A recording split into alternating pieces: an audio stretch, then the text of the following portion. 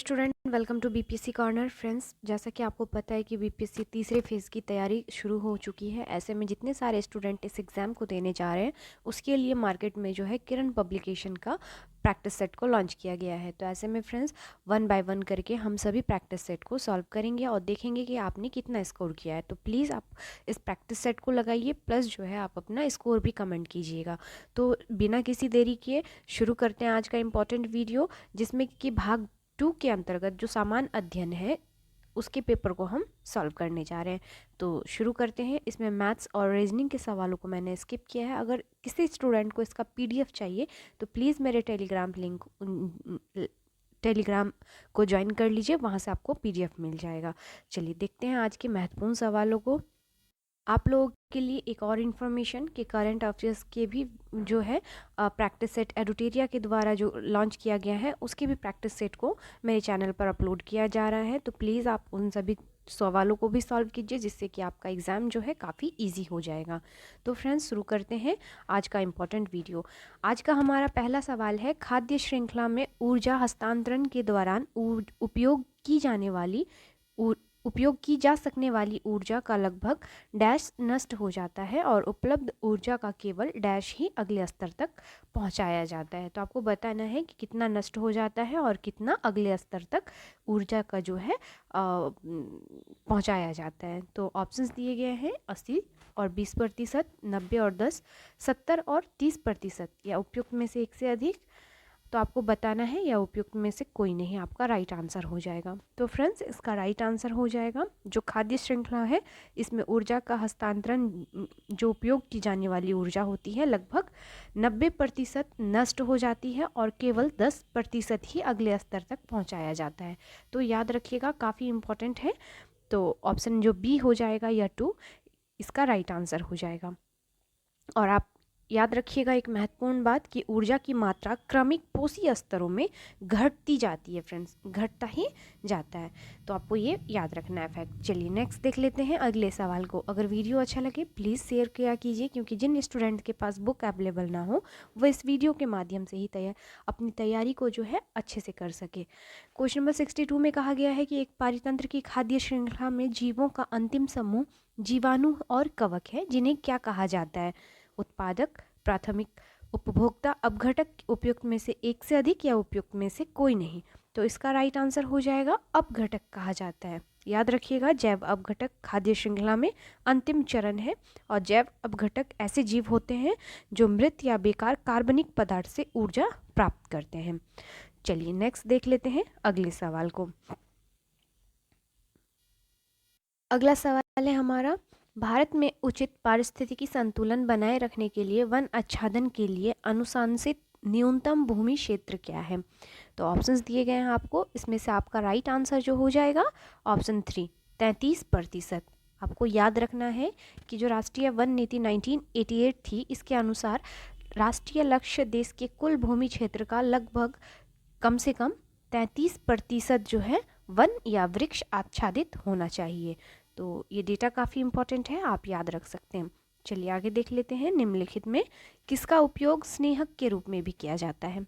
Options दिए गए हैं आपको, इसमें आपका राइट आंसर ग्रेफाइट हो जाएगा। जो ग्रेफाइट है इसका उपयोग हम स्नेहक के रूप में इसकी फिसलन प्रकृति के कारण करते हैं। कारण भी याद रखिएगा क्योंकि ये फिसलन के कारण करते हैं। फ्रेंड्स, चलिए अगला सवाल है हमारा 65 में, एल्युमिनियम की सतह अक्सर एनोडाइज्ड होती है, इसका अर्थ निम्नलिखित में से किसके परत का निक्षेपण है? तो क्या हो जाएगा इसका राइट आंसर? इसमें हो जाएगा आपका एल्युमिनियम ऑक्साइड। ऑप्शन 2 हो जाएगा इसका राइट आंसर कि एल्युमिनियम ऑक्साइड की जो एक परत के निक्षेपण को एनोडीकरण कहा जाता है और एल्युमिनियम सतह को अक्सर एनोडीकृत किया जाता है। चलिए नेक्स्ट देख लेते हैं क्वेश्चन नंबर 66 को। निम्नलिखित में कौन सा मिश्र धातु नहीं है? आपको बताना है मिश्र धातु कौन सा नहीं है। पीतल, जिंक, स्टील, उपयुक्त में से एक से अधिक या कोई नहीं। तो इसका राइट आंसर हो जाएगा कि जिंक एक रासायनिक तत्व है और जिसका क्रमांक जो है प्रतीक Zn होता है और परमाणु क्रमांक 30 होता है। तो याद रखिएगा जो मिश्र धातु नहीं है यह जिंक है। चलिए अगला सवाल है हमारा गैल्वेनीकरण की प्रक्रिया में किस धातु को लोहे पर लेपित किया जाता है?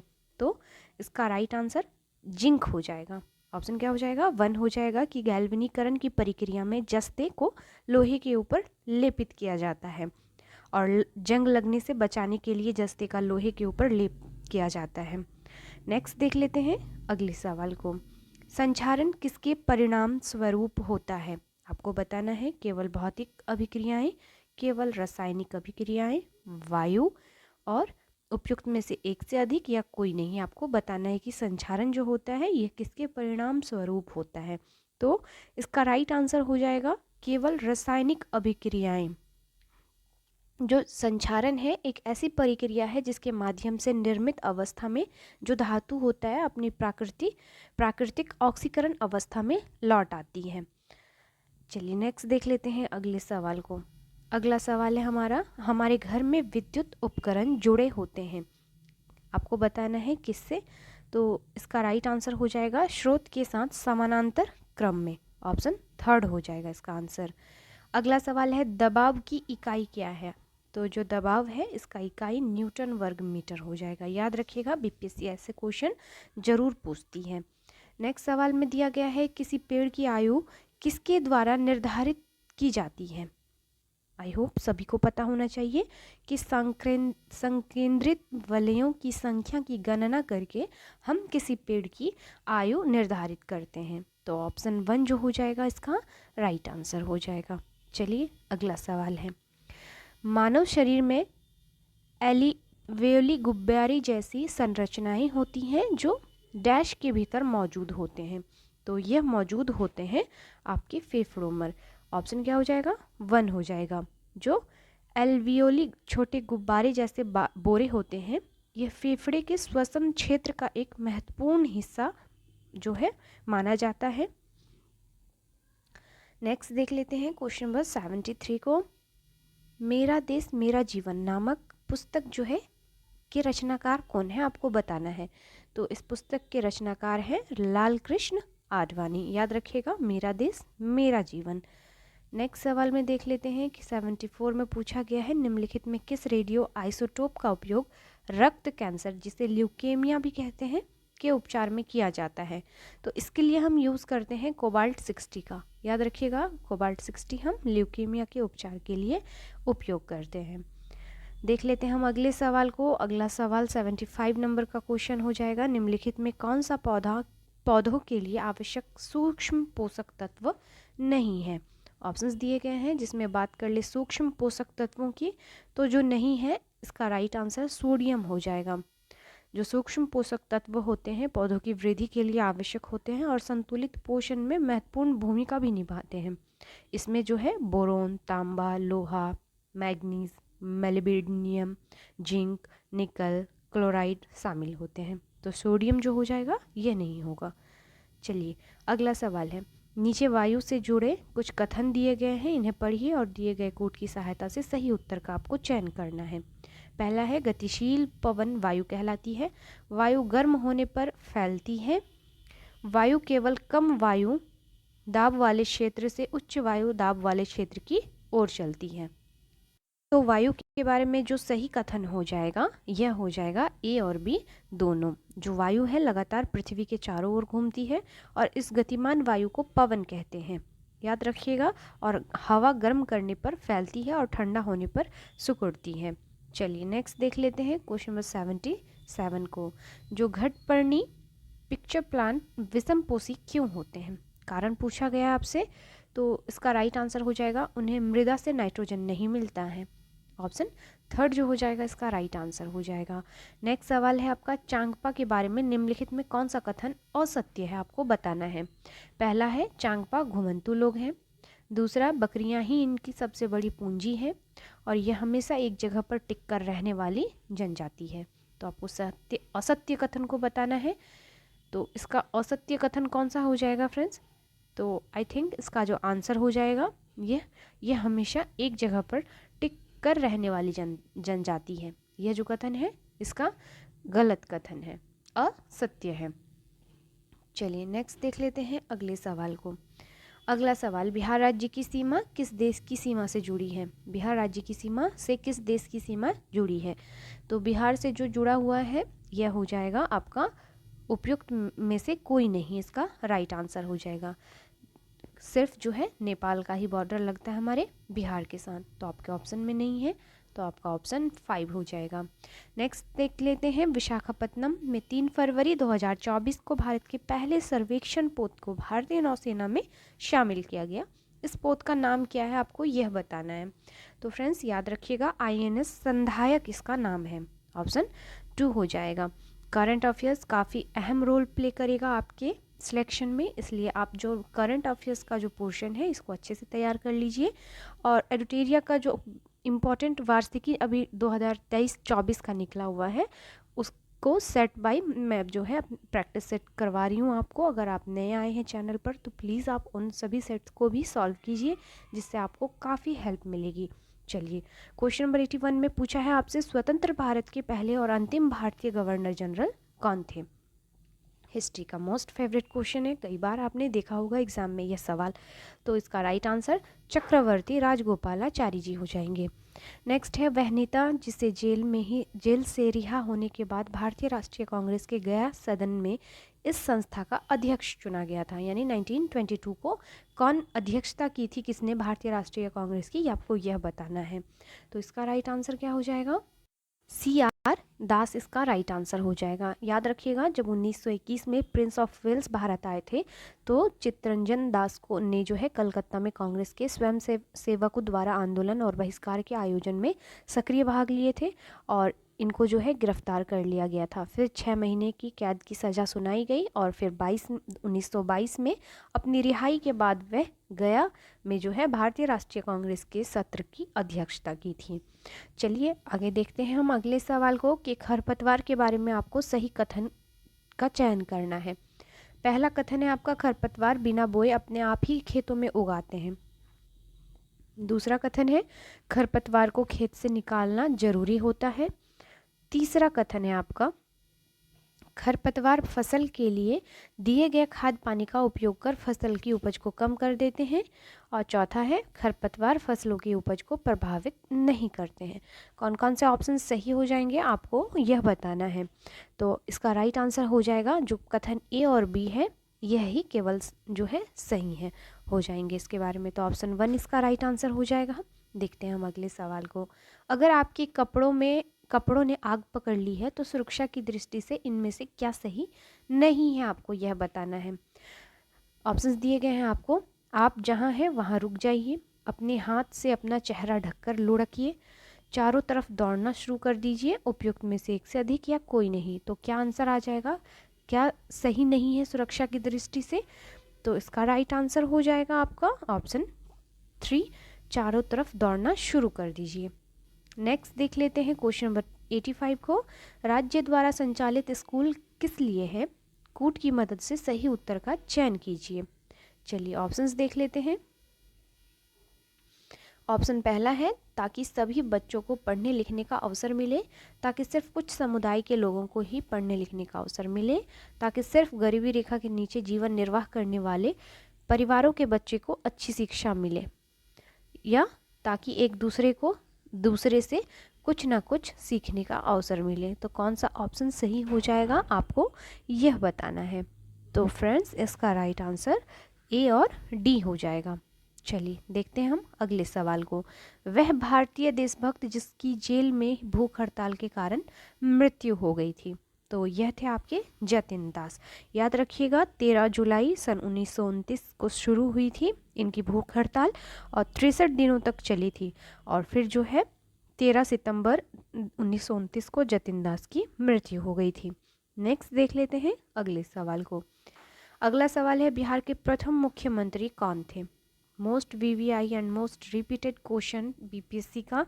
तो उसका राइट आंसर क्या हो जाएगा? इसका राइट आंसर हो जाएगा आपका श्री कृष्ण सिंह। याद रखिएगा, जिसे बिहार केसरी के नाम से भी जाना जाता है। अगला सवाल है आपका, शेरशाह का मकबरा कहाँ अवस्थित है? आई होप सभी को पता होगा इसका राइट आंसर बिहार के सासाराम में अवस्थित है। नेक्स्ट सवाल को देख लेते हैं। प्राचीन भारत का नेपोलियन किसे कहा जाता है? तो प्राचीन भारत का नेपोलियन कहे जाते हैं समुद्रगुप्त को।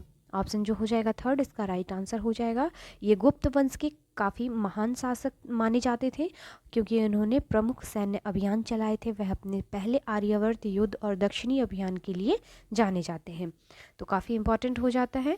चलिए आगे देखते हैं हम अगले सवाल को। अगला सवाल है 23.5 डिग्री उत्तरी अक्षांश का प्रचलित नाम क्या है? तो इसका जो प्रचलित नाम है यह है आपका कर्क रेखा। 23.5 डिग्री उत्तरी अक्षांश पूछा है फ्रेंड्स। नेक्स्ट देख लेते हैं अगले सवाल को। तारों की दूरी मापी जाती है, किससे मापी जाती है? तो प्रकाश वर्ष से मापी जाती है। नेक्स्ट सवाल है फूली हुई पूड़ी तेल में तैरती है क्योंकि, क्या कारण हो सकता है? तो पूड़ी में वाष्प भरा होता है जिसके कारण जो होता है तेल में यह तैरती है। जब पूड़ी का घनत्व तेल के से कम हो जाता है तो वह फूलकर तेल में तैरने लगती है। कारण आपको पता हो गया। चलिए अब देख लेते हैं। कुछ प्लास्टिक ऐसे हैं जिन्हें एक बार सांचे में ढाल दिया जाता है तो उन्हें ऊष्मा देकर गर्म नहीं किया जा सकता है, ऐसे प्लास्टिक कहलाते हैं। तो ऐसे प्लास्टिक को हम थर्मोसेटिंग प्लास्टिक कहते हैं। याद रखिएगा, इन्हें जो होता है एक बार डालने के बाद गर्म करके नरम नहीं किया जा सकता है। आगे देखेंगे हम अगले सवाल को कि एक मनुष्य दीवार पर बल लगाकर उसे विस्थापित करने में असमर्थ होता है तब वह कोई कार्य नहीं करता है। ऑप्शन क्या हो जाएगा? थर्ड हो जाएगा।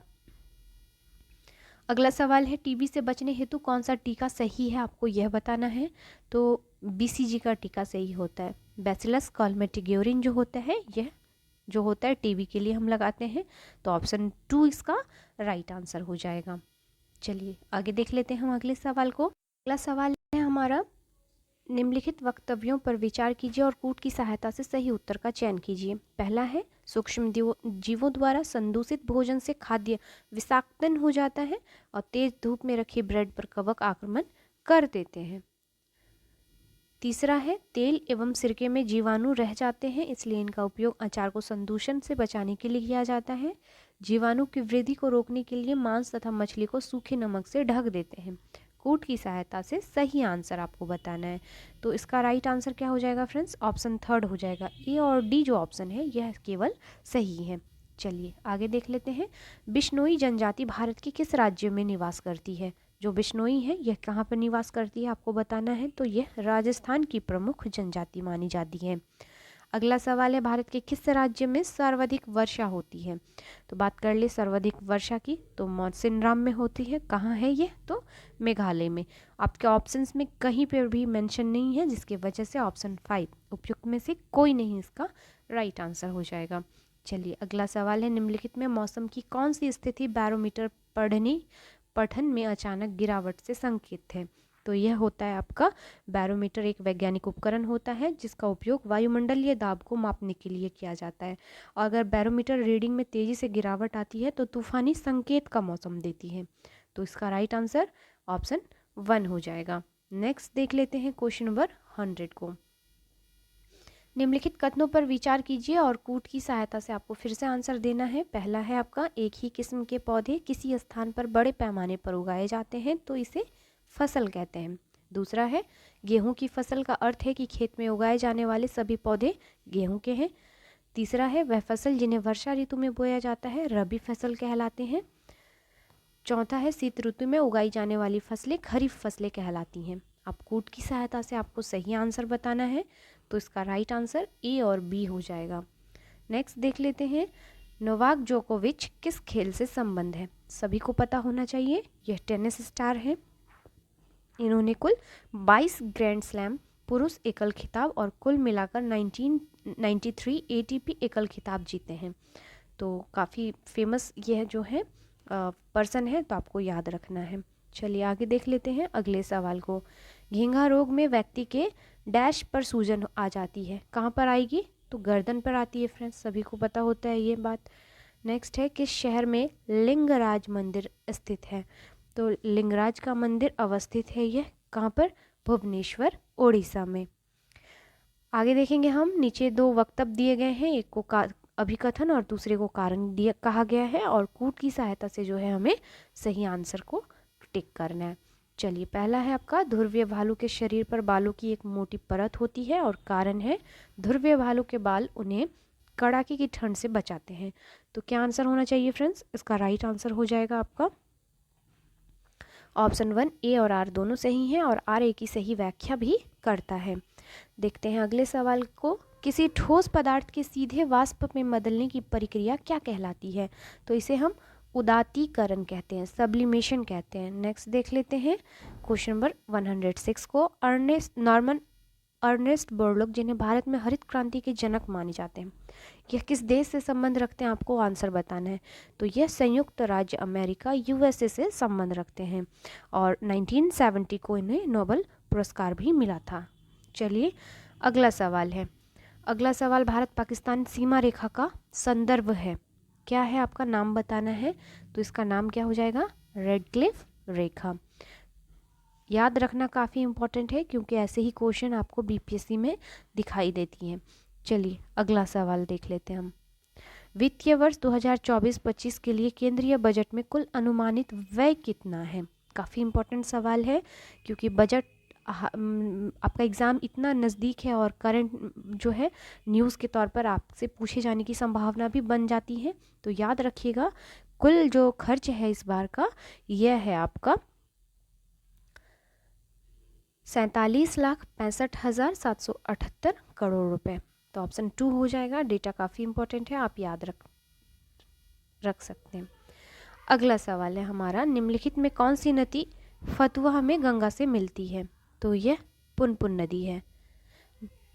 बिहार के अगला सवाल है, बिहार के किस स्थान पर राष्ट्रपिता महात्मा गांधी को समर्पित देश के सबसे बड़े बापू टावर का उद्घाटन 4 फरवरी 2024 को मुख्यमंत्री नीतीश कुमार द्वारा किया गया? तो यह किया गया है आपका पटना के गर्दनी बाग में। ऑप्शन 1 हो जाएगा इसका राइट आंसर। प्लीज़ जो भी स्टूडेंट पटना से हैं कमेंट कीजिएगा कौन कौन लोग पटना से हैं। 111 नंबर का क्वेश्चन है, प्रोफेसर अमर्त्य सेन का संबंध निम्नलिखित में से किस उपागम से है? आपको बताना है। तो जो ऑप्शंस दिए गए हैं इसका राइट आंसर क्षमताओं का उपागम हो जाएगा। फ्रेंड्स याद रखिएगा, 1980 के दशक में कल्याणकारी अर्थशास्त्र के वैकल्पिक उपागम के रूप में क्षमता उपागम की कल्पना की गई थी। नेक्स्ट देख लेते हैं क्वेश्चन नंबर 112 को। स्वस्थ मनुष्य का हृदय 1 मिनट में लगभग कितनी बार धड़कता है? तो सभी को पता है 72 बार। नेक्स्ट है, त्वरित संचालक ऊंचे भवने को बचाता है। किससे बचाता है? तो आसमान से पैदा होने वाली बिजली से। ऑप्शन 3 हो जाएगा इसका राइट आंसर। चलिए अगला सवाल देख लेते हैं। अगला सवाल है हमारा, बायोगैस है, बताना है क्या है? तो जो बायोगैस होता है मुख्यतः मीथेन तथा कार्बन डाइऑक्साइड का यह मिश्रण होता है। याद रखिएगा, इसमें 45 से 70% तक जो है मीथेन तथा 30 से 45% तक कार्बन डाइऑक्साइड पाया जाता है। रेशियो को भी आप याद रख सकते हैं। नेक्स्ट है, भारत का लौह पुरुष किसे कहा जाता है? तो लौह पुरुष के नाम से जाने जाते हैं सरदार वल्लभ भाई पटेल। अगले सवाल को देखते हैं, किसी राज्य के राज्यपाल की नियुक्ति किसके द्वारा की जाती है? आई होप सभी को इसका आंसर पता होगा, राष्ट्रपति के द्वारा। नेक्स्ट देख लेते हैं क्वेश्चन नंबर 117 को। नीचे दिए गए 2 वक्तव्य दिए गए हैं, एक को कथन, अभिकथन और दूसरे को कारण कहा गया है। फिर जो है आपको कूट की सहायता से सही उत्तर का चयन करना है। पहला है आपका, कभी कभी जुताई से पहले खेतों में खाद डाली जाती है और दूसरा है, जुताई के बाद खाद डालने से खाद्य मिट्टी से भली भांति मिल जाती है। तो कौन सा आंसर सही हो जाएगा आपका? तो फ्रेंड्स इसका राइट आंसर हो जाएगा आपका ऑप्शन 1। ए और आर दोनों सही हैं और आर ए की सही व्याख्या भी करता है। तो ऑप्शन 1 हो जाएगा इसका राइट आंसर। सवाल है, भारत में अंतरिक्ष प्रणाली से संबंधित स्थलों के युग्मों का कौन सा सही है? आपको यह बताना है जो सही है। इसका राइट आंसर हो जाएगा फ्रेंड्स ऑप्शन 2 हो जाएगा। विक्रम साराभाई अंतरिक्ष केंद्र तिरुवनंतपुरम में है, यह जो है कथन आपका सही हो जाएगा। चलिए आगे देख लेते हैं हम अगले सवाल को। अगला सवाल है आपका, प्रथम स्वतंत्रता संग्राम के बाद मुगल बादशाह बहादुर शाह जफर को निर्वासित किया गया था। तो इन्हें कहाँ निर्वासित किया गया था? तो इसका राइट आंसर हो जाएगा आपका रंगून में।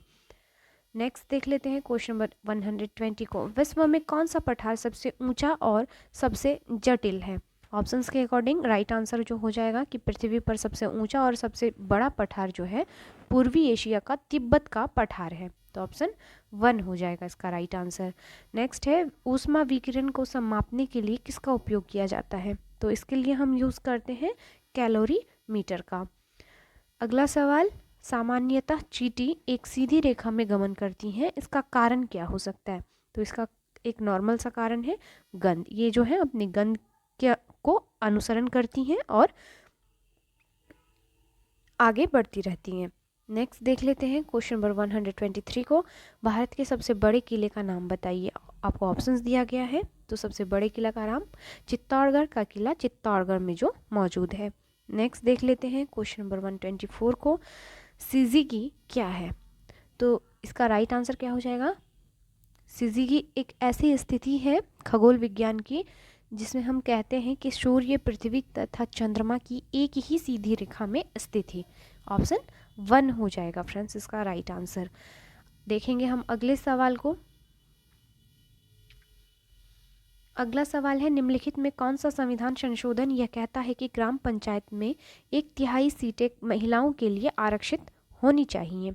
तो कौन सा संविधान संशोधन में कहा गया है? तो याद रखिएगा फ्रेंड्स, आपका जो ऑप्शन है इसमें ऑप्शन 5 हो जाएगा।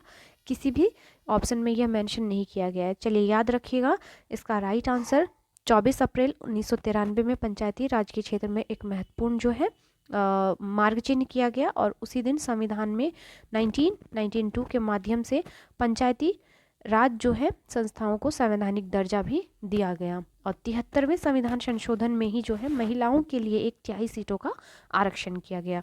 तो ये 73वां संविधान संशोधन होगा। तो याद रखना है आपका 73वें संविधान संशोधन के द्वारा। देख लेते हैं अगले सवाल को। निम्नलिखित में कौन कौन से महासागर पनामा नहर से जुड़े हुए हैं आपको बताना है। तो इसका राइट आंसर हो जाएगा ऑप्शन 2, अटलांटिक और प्रशांत महासागर जो है यह पनामा नहर से जुड़े हुए हैं। अगला सवाल है, किस अंग्रेज ने पहली बार भगवद गीता का अंग्रेजी में अनुवाद किया था? तो यह थे आपके विलियम विल्किंस। कई बार बीपीएससी यह सवाल पूछ चुकी है, आपको याद रखना है। नेक्स्ट है, निम्नलिखित में किस भारतीय शासक ने आधुनिक तर्ज पर विदेशों में अपना दूतावास खोला था? तो इसका राइट आंसर टीपू सुल्तान ने यह कार्य किया था, जो कर्नाटक के तत्कालीन मैसूर राज्य के शासक थे। आगे देखते हैं हम मधुबनी चित्रकला के बारे में कुछ वक्तव्य दिए गए हैं, इनमें सही कथनों का आपको चयन करना है। तो देखते हैं, यह बिहार की प्रसिद्ध चित्रकला है। इस चित्रकला को बनाने में पिसे हुए चावल एवं रंगों का प्रयोग किया जाता है। इस चित्रकला की विषय वस्तु केवल पुरुषों पर केंद्रित है, या इस चित्रकला को बनाने वाले केवल पुरुष ही हैं। तो आपको बताना है इसका राइट आंसर क्या हो जाएगा। तो फ्रेंड्स, आई होप कि इसका राइट आंसर ऑप्शन 1 हो जाएगा। केवल ए और बी कथन सही है मधुबनी पेंटिंग के बारे में। नेक्स्ट देख लेते हैं क्वेश्चन नंबर 130 को। संविधान के किस अनुच्छेद के अंतर्गत प्रत्येक राज्य अपनी मातृभाषा का प्रसार एवं अनुदेश प्राथमिक शिक्षा में लागू कर सकता है? तो यह अधिकार हमें प्राप्त है अनुच्छेद 350 के तहत। ऑप्शन क्या हो जाएगा? 3 हो जाएगा इसका राइट आंसर। नेक्स्ट है, नीचे 2 कथन दिए गए हैं और सही जो है विकल्पों में सही उत्तर का फिर आपको चयन करना है। पहला है, निम्न दाब पर कार्बन डाइऑक्साइड द्रव्य के रूप में सिलेंडर में भरी जा सकती है। कथन है, सिलेंडर से छोड़े जाने पर CO2 बहुत अधिक फैलती है और ठंडी हो जाती है। कौन सा ऑप्शन सही है आपको यह बताना है। कथन 1 गलत है, परंतु जो दूसरा कथन है फ्रेंड्स यह सही है। नेक्स्ट देख लेते हैं क्वेश्चन नंबर 132 को। सूची 1 को जो है सूची 2 से मिलाना है और फिर आपको आंसर देना है। चलिए, सभी को पता होना चाहिए, काफ़ी इजी सवाल है। एनीमोमीटर का उपयोग हम हवा का वेग मापने के लिए करते हैं। तो 1 का 3 सिस्मोग्राफ, इससे हम भूकंप की तीव्रता को नापते हैं। तो बी का 1 हाइग्रोमीटर से हम क्या मापते हैं? आर्द्रता को, और बैरोग्राफ से दाब को। तो इस प्रकार से आपका राइट आंसर जो हो जाएगा फ्रेंड्स 3, 1, 4, 2 हो जाएगा। तो ऑप्शन 3 हो जाएगा इसका राइट आंसर। चलिए नेक्स्ट देख लेते हैं, ब्लीचिंग पाउडर होता है, क्या होता है? तो कैल्शियम क्लोराइड, कैल्शियम हाइपोक्लोराइड तथा बुझे हुए चूने का यह मिश्रण होता है, याद रखिएगा। अगला सवाल है, प्रेशर कुकर में भोजन के पकने के समय को कम कर देता है क्योंकि। तो प्रेशर कुकर में खाना जल्दी क्यों पक जाता है? सीधा सवाल है, क्योंकि कुकर के भीतर क्वथनांक जो है यह बढ़ जाता है। तो ऑप्शन 1 हो जाएगा। नेक्स्ट है, क्रिकेटर गेंद को पकड़ते समय अपने हाथ को नीचा करता है, यह उन्हें किस कारण से चोट से बचाता है? तो इसका कारण है संवेग संरक्षण। ऑप्शन 2 इसका राइट आंसर हो जाएगा। नेक्स्ट है, बिहार में तेल शोधक कारखाना कहाँ है? तो बिहार में यह अवस्थित है बरौनी में। आगे देखेंगे हम, डेनमार्क की रानी ने 52 साल बाद राजगद्दी छोड़ दी, रानी का नाम क्या था? तो इस रानी का नाम था मार्गरेट द्वितीय। ऑप्शन 3 इसका राइट आंसर हो जाएगा। अगला सवाल है, मलेरिया के मच्छर दिन के समय काटते हैं, आपको बताना है कि दिन के समय किस समय काटते हैं। तो फ्रेंड्स, इसका राइट आंसर हो जाएगा शाम 7 बजे से सुबह के 5 बजे के बीच जो है मलेरिया का मच्छर काटता है। अगला सवाल है, पानी के अंदर ध्वनि तरंगों को मापने के लिए उपयोग किए जाने वाले उपकरण का नाम बताना है आपको। तो इस उपकरण का नाम क्या है? हाइड्रोफोन। नेक्स्ट देख लेते हैं, पीसा की झुकी हुई मीनार क्यों नहीं गिरती है? तो क्यों नहीं गिरती है? तो मीनार के गुरुत्व केंद्र के बीच जो है ऊर्ध्वाधर रेखा मीनार के अंदर आधार के अंदर रहती है। ऑप्शन जो हो जाएगा 3 हो जाएगा इसका राइट आंसर। नेक्स्ट है, भारत में पहली तार लाइन किन 2 स्थानों के बीच बिछाई गई थी? तो यह कलकत्ता से आगरा के बीच 1851 में बिछाई गई थी। अगले सवाल को देखेंगे हम, नीचे जंगल अधिकार कानून तोड़ने से जुड़े हुए कुछ कथन दिए गए हैं, दिए हुए कूट की सहायता से उत्तर का चुनाव कीजिए। यह कानून 2009 में पारित किया गया। इस कानून के अनुसार जो लोग कम से कम 50 साल जंगल में रहें उनका जंगल की ज़मीन पर हक है और जंगल बचाने का काम ग्राम सभा का होता है। तो आपको कूट की सहायता से आंसर बताना है। तो इसका राइट आंसर क्या हो जाएगा? ऑप्शन 3 केवल सी इसका राइट आंसर हो जाएगा। नेक्स्ट है आपका, फिर 2 कथन दिया गया है, फिर आपको सही आंसर को टिक करना है। पहला है, लोग एक अंतरिक्ष यान में भी पृथ्वी के खिंचाव को महसूस करते हैं। दूसरा है, कारण अंतरिक्ष यान पृथ्वी के चारों ओर घूमता है। तो आपको बताना है इसका राइट आंसर क्या हो जाएगा। तो फ्रेंड्स, इसका राइट आंसर हो जाएगा आपका ऑप्शन 3। ए गलत है परंतु जो आर है यह सही है। नेक्स्ट है, पेयजल को शुद्ध करने के लिए निम्नलिखित किस वस्तु का उपयोग व्यापक रूप से हम करते हैं? तो यह क्लोरीन हो जाएगा। ऑप्शन 1 हो जाएगा। अगला है, भारत की किस प्राचीन नृत्य शैली को सादिर कहा जाता है? तो किसको कहा जाता है? तो यह भरतनाट्यम को कहा जाता है। मोस्ट इंपॉर्टेंट क्वेश्चन है, बीपीएससी कई बार पूछ चुकी है। अगला सवाल, उस ग्रह का नाम बताइए जो सौरमंडल में अन्य ग्रहों से विपरीत दिशा में चलता है। यह भी काफ़ी इंपॉर्टेंट सवाल है। तो यह है आपका यूरेनस। नेक्स्ट सवाल है आपका, कुछ फूलों का प्रयोग सब्जियों के रूप में होता है, निम्नलिखित में सही का चयन करना है। तो जो इसका कुछ फूलों का प्रयोग हम सब्जियों के रूप में करते हैं, यह है आपका केले का फूल। ऑप्शन सी हो जाएगा। आगे देखते हैं हम अगले सवाल को। अगला सवाल है, 200 ग्राम द्रव्यमान वाले रबड़ का एक गेंद किसी झील में पानी की सतह पर तैर रहा है। यदि पृथ्वी की सतह पर गुरुत्वाकर्षण त्वरण का मान 9.8 मीटर पर सेकेंड स्क्वायर है तो तैरती गेंद का आभासी भार कितना होगा? फिजिक्स का क्वेश्चन है फ्रेंड्स। इसका राइट आंसर जो हो जाएगा आपका 1.96 न्यूटन मीटर हो जाएगा। 1.96 न्यूटन हो जाएगा। आंसर आप याद रख सकते हैं। नेक्स्ट देख लेते हैं क्वेश्चन नंबर 149 को, गंगा के मैदानी क्षेत्र में सघन जनसंख्या पाई जाती है क्योंकि। इसका सही कारण क्या है? तो यह उपजाऊ जलोढ़ मैदान का क्षेत्र है, इस कारण से। नेक्स्ट है, नीचे 2 कथन दिए गए हैं और फिर जो है आपको सही का चयन करना है। पहला है, पर्याप्त ऊंचाई पर वायु इतनी ठंडी हो जाती है कि इसमें कुछ उपस्थित जलवाष्प संघनित होकर छोटी छोटी जल की बूंदों जिन्हें जल कणिका कहते हैं में परिवर्तित हो जाता है। दूसरा है, छोटी जल कणिकाएं जो वायु में तैरती रहती हैं हमें बादल के रूप में दिखाई देती हैं। कौन सा कथन सही है आपको यह बताना है। तो याद रखिएगा, कथन 1 और 2 जो है दोनों ही सही हैं। तो ऑप्शन क्या हो जाएगा? 1 हो जाएगा इसका राइट आंसर। तो फ्रेंड, प्रैक्टिस सेट 1 का ये कुछ इंपॉर्टेंट सवाल थे, आप प्लीज़ इसे सॉल्व कीजिए और कमेंट कीजिए कि आपने कितना स्कोर किया, और हो सके तो वीडियो को ज़्यादा से ज़्यादा शेयर कर दीजिए। मिलते हैं नेक्स्ट वीडियो में, तब तक के लिए थैंक यू।